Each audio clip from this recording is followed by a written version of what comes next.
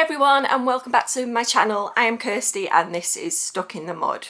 So today I'm going to be talking all about my wake-up call in my healing journey from OCD and anxiety.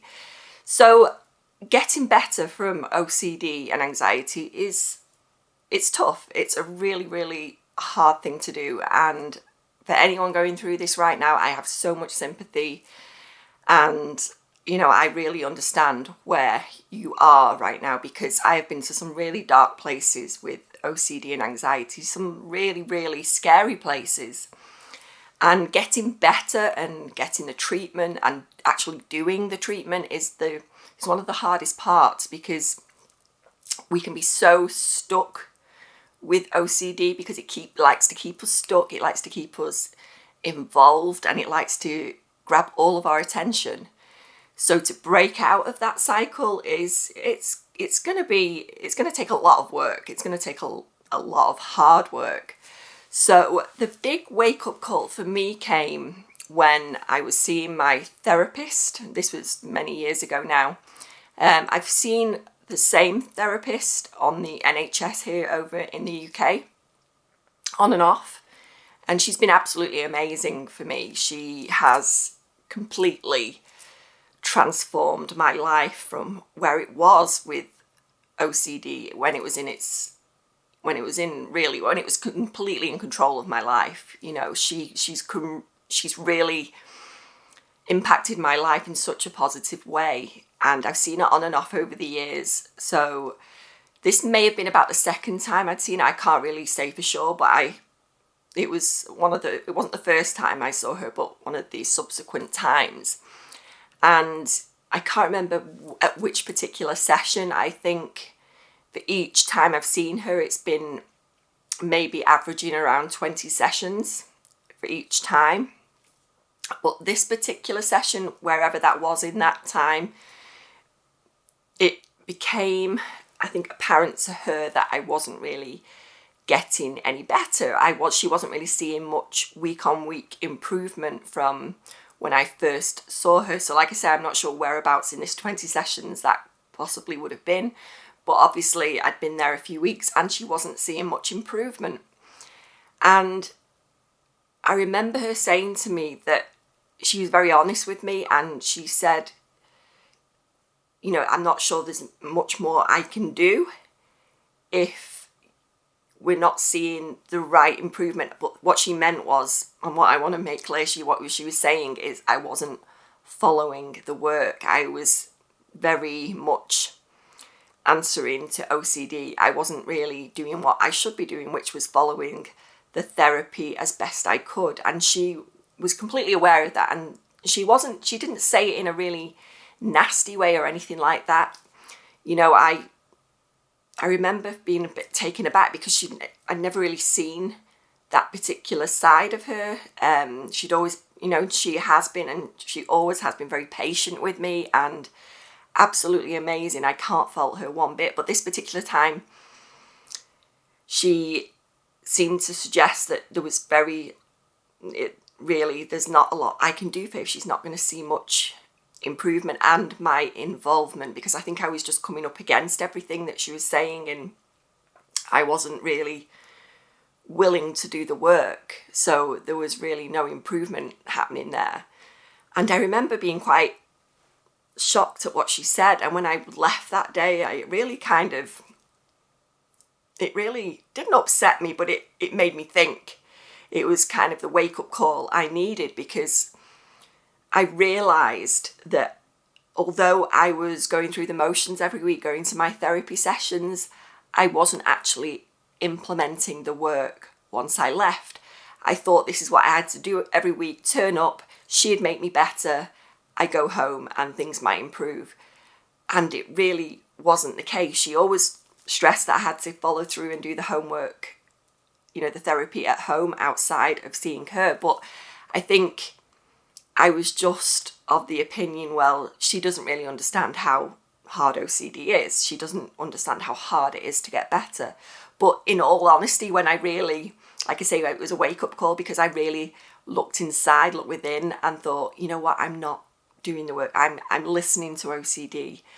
I'm not doing what she's requested of me, which is to let the thoughts be there.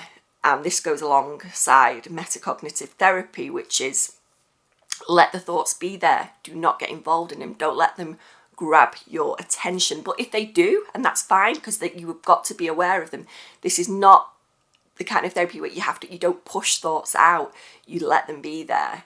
It's just, you can be aware of them. They can be doing what they want in the background, but you don't give them the time and don't invest in them by trying to work them out, get involved, answer to them. Just let them be there doing their own thing. You can be quite nonchalant about it, like, oh, yeah, I know that's an OCD thought trying to pull me in or trying to hook me in. That's fine. You can do whatever you like in the background, but I'm going to move forward with my day. I'm going to carry on doing what I was doing. And it's very repetitive. It can feel very repetitive at first because you feel like you're constantly having to remind yourself that this is what I need to do. And it can feel quite hard work. It's hard. It's hard getting better from OCD and anxiety. It really is, because OCD has been in the driver's seat for so long. It's been controlling us, and that's not where we want to be. It's not where we need to be. It's not where we should be. We don't deserve to be there. We deserve to see these thoughts for what they are, and they are just thoughts. They don't say anything about us at all. And when we can do that and we get our relationship straight with OCD and think, well, these are just thoughts, your whole life can transform, believe me, because I've been there. I've been at the bottom, I've been rock bottom, where I was like, I can't do this again. I can't get better from OCD, because it had taken over my life. I was just believing in these thoughts, and that's how bad it got for me, because I was truly engulfed in OCD. It just ran my life, and when it really ran my life, I was rock bottom.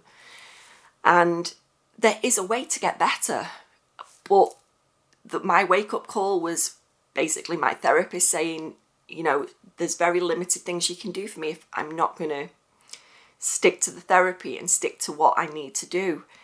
And as much as it hurt me a little bit, I did feel a little bit hurt by what she said, because I thought I kind of put my, I was like, hold on a minute. You don't understand. I didn't say this to her, but I felt like that when I came out of the session. Like, she doesn't understand how hard this is. How does she know? She doesn't suffer from OCD. She treats it, but does she really know how hard it is? And maybe, maybe people that have never experienced it truly understand, because I felt it all with OCD and anxiety.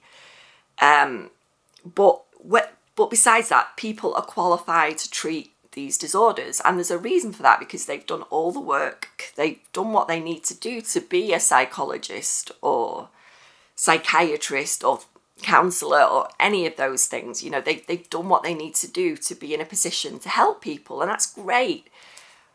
But I was quite a little annoyed when I came out of that session, because I thought, she doesn't understand. But when I really took the time and looked within, I was like, right, she's right. I need to do something about this. I need to get better. And that is the hardest decision to make, because you're really making that decision to get better and to turn your life around. And, I applaud anyone out there that's on that road, because it's tough, it's hard, and you're going to have to face up to the fact we can't get involved in these thoughts like we used to. And OCD just wants to keep reeling you in. It's just reeling you in, and it wants to get you hooked. But we have to say no. We have to be like, well, no, it's fine. You can be there, do whatever you want, but I've got so much more important things in my life going on. I need to move forward, and I need to live the fulfilling life I deserve. So I hope this video has given you more confidence to move forward with your healing journey, because it isn't linear. There's going to be setbacks along the way. There's going to be ups and downs where you feel like you can't do it. You're going to feel like 1 minute, yes, I'm confident, this is great, and I'm having a really good day. And then the next day you might be, taking a few steps back. And that is completely normal. I want to make a point of saying that is normal. I've had many ups and downs with my healing journey from OCD and anxiety, and that's fine. But I hope this gives you maybe the kickstart you need if you're seeking therapy, or it gives you the incentive that things can be better and things will get better. Because believe me, I've been there right at the bottom, and I know how hard it is to get back up, but you can do it. I've got every confidence. If you're going through this right now, things are not going to stay as bad as they are. They will get better, and they can get better. That's important to say. It's not, doesn't have to be the thing where you think I'm just consumed by OCD and this is going to be me for life, because I felt that. I honestly have felt like that, but I'm here and I'm doing things that I never thought possible that I would be able to confront and, have OCD talking away in the background, but just letting it be there and moving forward. And once you can achieve that and it doesn't have that power over you, honestly, it's the most amazing feeling, because it's not in that driving seat anymore. It's taking that back seat, doing whatever it wants, but you are in control. And that is amazing, believe me, when you can get to that point, and you will get to that point. But it's just sticking to the therapy and doing what's asked of you. Something I hope to be able to do in the future, because I'd love to help people more and get those qualifications where I can counsel people, because I know what works. I've had 40 years almost of OCD and anxiety, and I know what works and what doesn't. And everybody's different, but things can be tailored to people. But this definitely worked and helped for me. So I hope this has helped you today. Remember, you are not your thoughts. You are so much more.